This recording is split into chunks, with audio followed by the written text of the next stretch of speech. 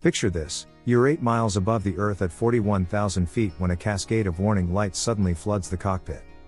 An alarm cuts through the calm. First, a single beep for the left engine's fuel pressure. A few moments later, another for the right. Then, the first engine sputters and dies. A chilling silence follows as the second engine does the same. The 69 souls on board are now inside a glider weighing roughly 132 tons, with no power, falling from the sky. They have no idea the crisis began hours earlier, on the ground, with a simple math error that anyone could have made. This is the incredible true story of Air Canada Flight 143, an incident that should have been impossible. It's a story that shows just how fragile our modern systems can be, and how sometimes, the only thing standing between a routine flight and total catastrophe is a quick mind, steady hands, and forgotten flying skills from a bygone era. The setup on July 23, 1983, everything about Air Canada Flight 143 seemed routine. The aircraft, tail number C gone, was a Boeing 767, one of the first of its kind to join Air Canada's fleet. At the controls were Captain Robert Bob Pearson and First Officer Maurice Quintal, both seasoned pilots. Their flight was a domestic trip from Montreal to Edmonton, with a stopover in Ottawa. But there was a small, nagging problem. The 767's fuel quantity information system, or FQIS, was on the fritz. This is the complex system that tells pilots exactly how much fuel is in the tanks. On this particular day, the cockpit screens that should have shown the fuel load were blank. This should have grounded the plane, but it wasn't unheard of. Aircraft have long lists of equipment that can be broken for a plane to still be considered airworthy. In this case, there was an approved workaround: the fuel had to be measured manually. The process is called a dripstick measurement, which is basically like using a giant dipstick to check the oil in your car. A mechanic physically measures the fuel level, which provides a volume in liters. That volume then has to be converted into mass, or weight, because that's what a flight plan depends on. And this is where things get complicated. At the time, Canada was in the middle of a nationwide transition from the imperial system, pounds, feet, and gallons, to the metric system of kilograms, meters, and liters. Air Canada's older planes all used pounds for fuel. But this new Boeing 767, a marvel of modern engineering, was fully metric. Its computers and its flight plan all thought in kilograms. The stage was set for a disastrous misunderstanding. The moment before takeoff, the ground crew performed the dripstick measurement. They had the volume in liters. To get the weight, they needed to multiply that volume by the density of jet fuel. There was confusion over the correct conversion factor to use during this transition to metric.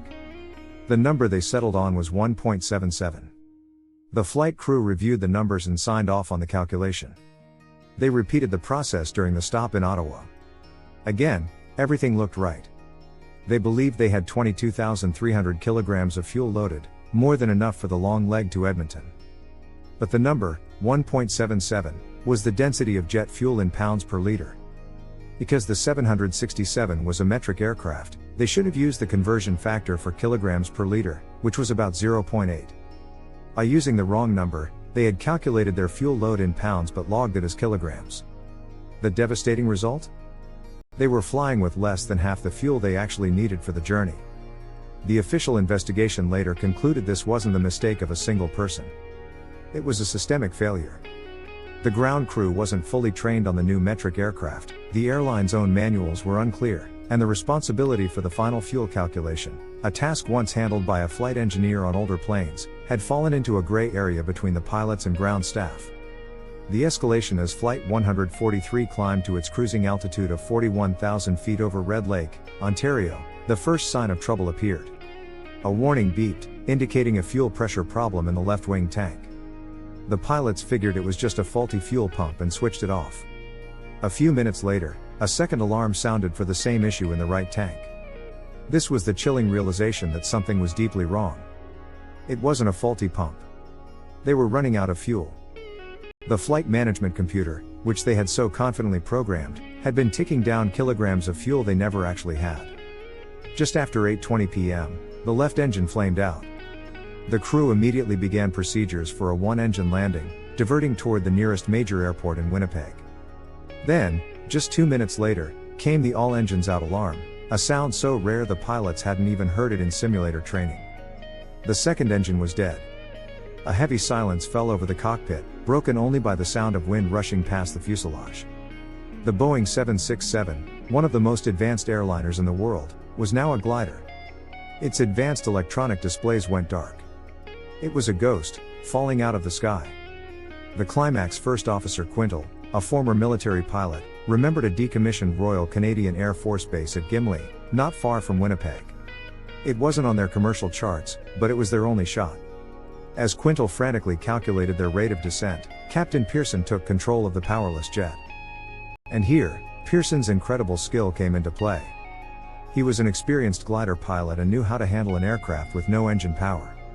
As they neared the old airstrip, a new problem emerged: they were too high and too fast. If they landed like this, they'd overshoot the runway and crash.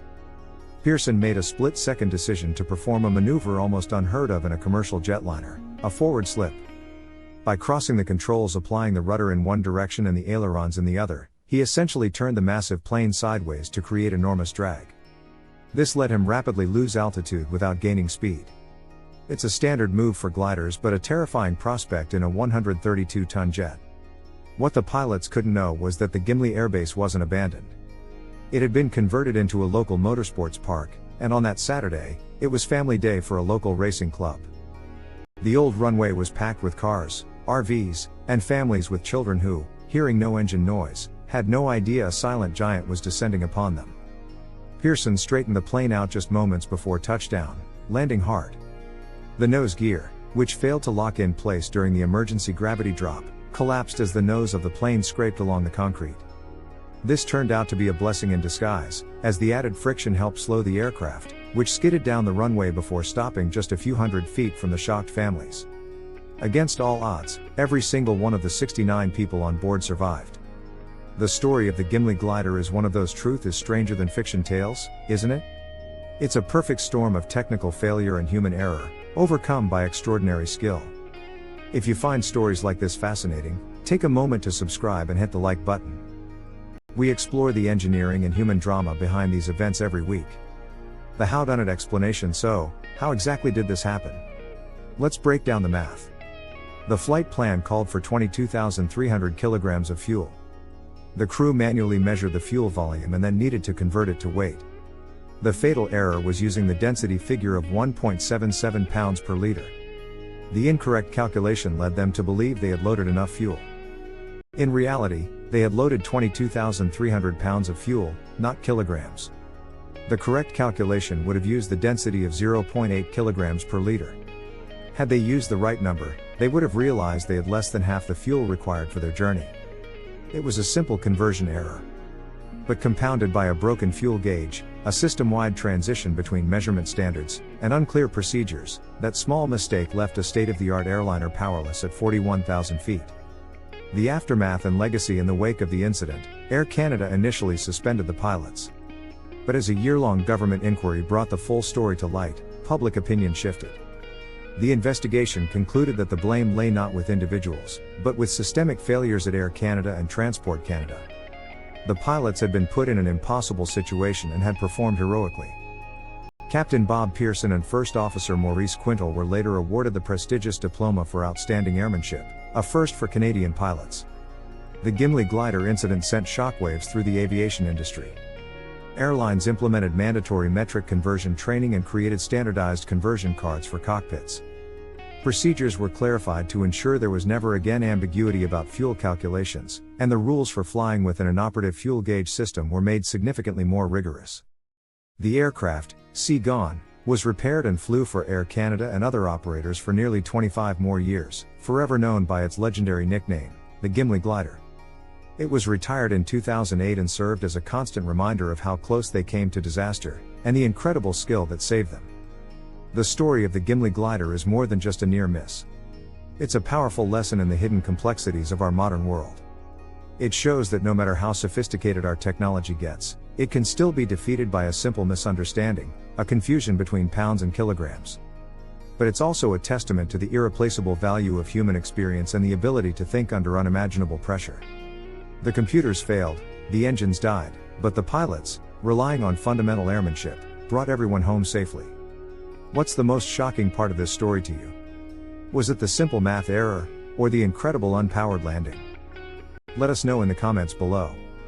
And for more stories about the fine line between triumph and disaster, make sure you subscribe and turn on notifications. Thanks for watching.